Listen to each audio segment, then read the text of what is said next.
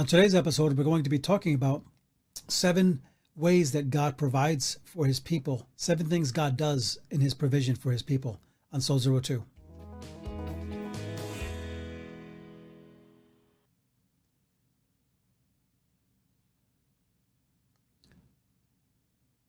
And welcome to Soul 02. This is the podcast that is putting the oxygen back into the Christian life one soul at a time. So glad to be with you. And we're going to be talking about 7 things to know about God's provision in your life. And did you know that God gives you, when you follow God, he gives you exactly what you need, when you need it, and often in a way that you didn't expect it. And who would have thought that God would rain down provision from the skies, i.e., manna and quail? In Israel's case, it happened during their journey in the wilderness. This is a lot like life's journey, right? The journeys we take when we endure seasons in a spiritual wilderness, and we wonder, will God provide? Will he break through for me? And Israel had been traveling for just over a month and had been starting to run out of grain and corn and basic provisions.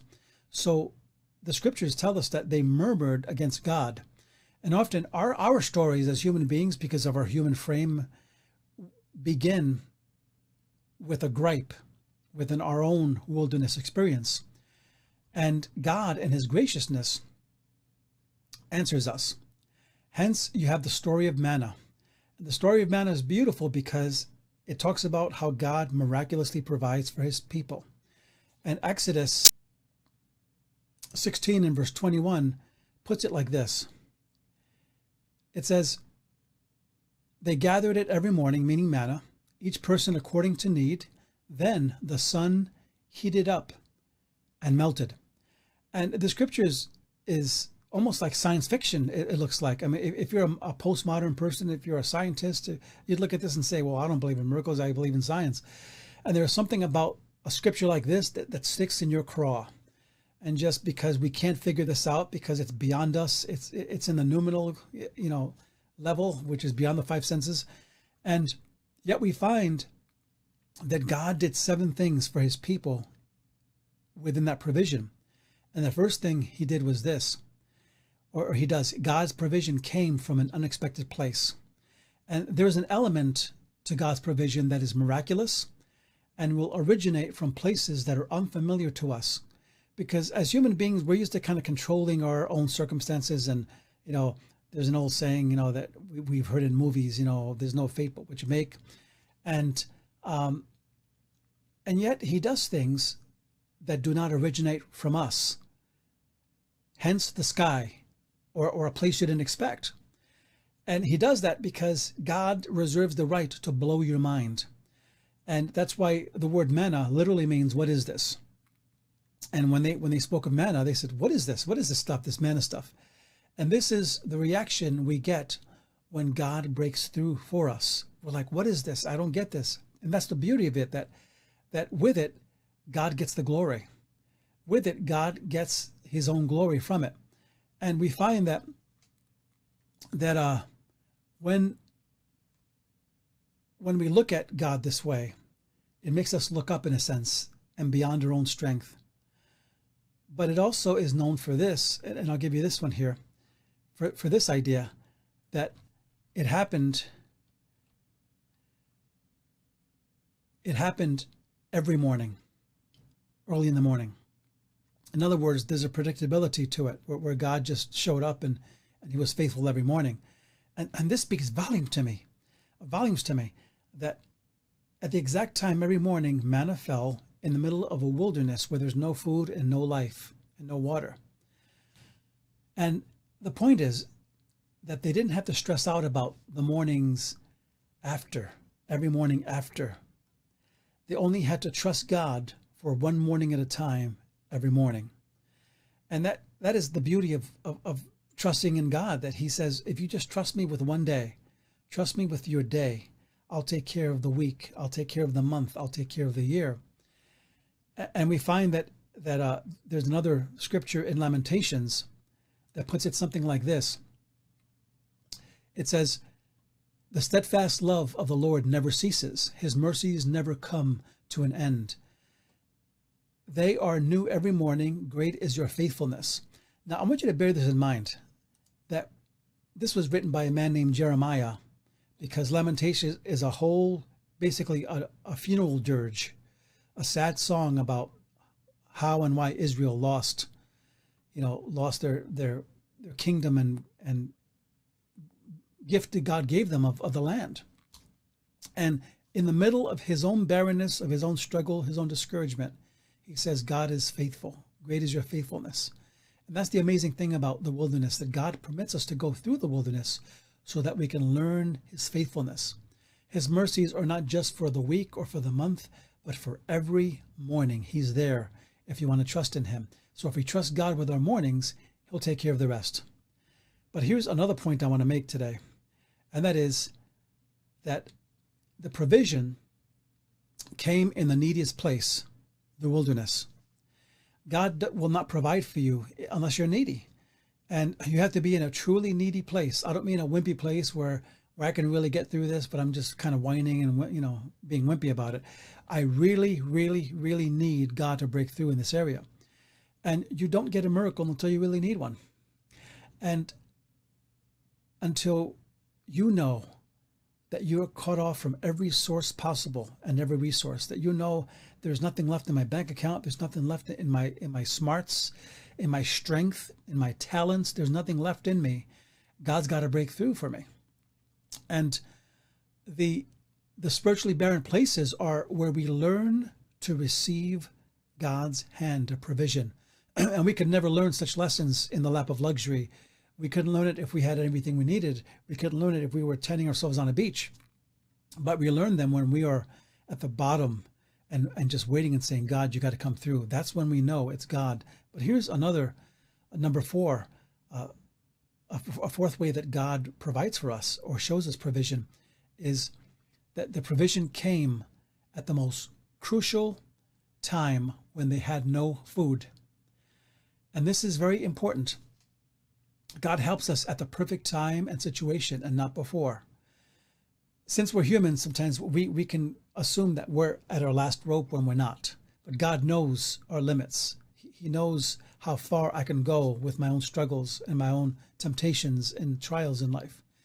And God helps us at the perfect time and in the perfect situation and not before. And the time wasn't when they had half reserves or when they had almost nothing left. The time was when, hey, if we don't eat tomorrow, we're dead. And that's when God will move, because why does he do that? Is God torturing us? Is he making fun of us? No, he does this because he gets the glory from giving us this awesome blessing. He loves to bless us. But in order to bless us, he's got to let us go to a point where we need that blessing. So he's got to bring us to a dark, arid wilderness where we feel lost and without hope. And then he says, I want to bless you. Cry out to me. And that's the beauty of God. God's provision doesn't mean that we don't have to be good stewards. I want to make that clear. We don't just wait for God to do stuff if we could work a job or if we could, we could do our part, right? There's always our part. And we still work, but we don't strive. We still plan faithfully for things, but without anxiety, knowing that tomorrow actually belongs to God, and with God's will, I can do it. And God cannot help the person who is lazy or unwilling to trust or unwilling to change. So I want to make that clear. But here's number 5. The provision was according to the need. And we find, again, another scripture that I want to give you, and that is in Exodus chapter 16 and verse 21 again. And this is, let me give you the whole scripture here just to show it to you again. But in this scripture, we find that manna came every morning, but at the end it says this. It says, then the sun heated up and it melted. And that is key there. You see that there? And then the sun heated up and it melted. And that is key there because it was showing that God's provision is not going to last long enough so that you and I can hoard it and just have so much that we don't need to trust him in the future. He makes it so that we need him. And he doesn't do that out of some sense of ego. He does it because he delights in blessing us. that it's easier to spend energy trusting in him than spend my energy and waste myself trusting in my own wits and my own strength when it's impossible.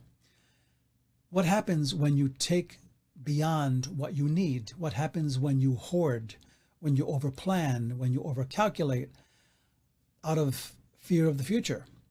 Well, here's what happens. You forego God's provision by your anxious over preparation, and what you work on seems to melt away, right? It says it melted every morning. And what you work on seems to slip through your fingers like sand. And the daily provision that God teaches us is to trust him day by day. If it were up to me, I'd have, millions of dollars in the bank. I'd have everything paid off in my life, and then I don't have to worry about anything. But yet there's a trust that comes knowing that God gives me the strength to work, and he gives me the wisdom to do what I do, and he gives me gifts to do what I do, and he provides when I really need it.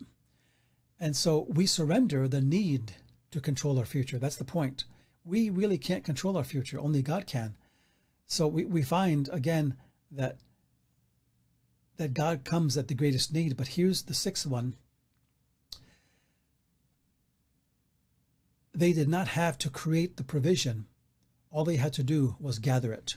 And that's very key to understand that. The Israelites didn't have to come up with this. They didn't have to make gravy, so to speak. There is something humbling in knowing that you did not have to produce something, but only receive it. It takes great grace and humility to receive, even more than is to give sometimes.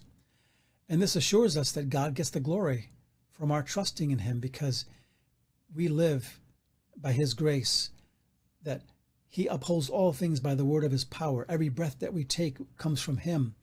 And there's some of this that's part of worship in a sense.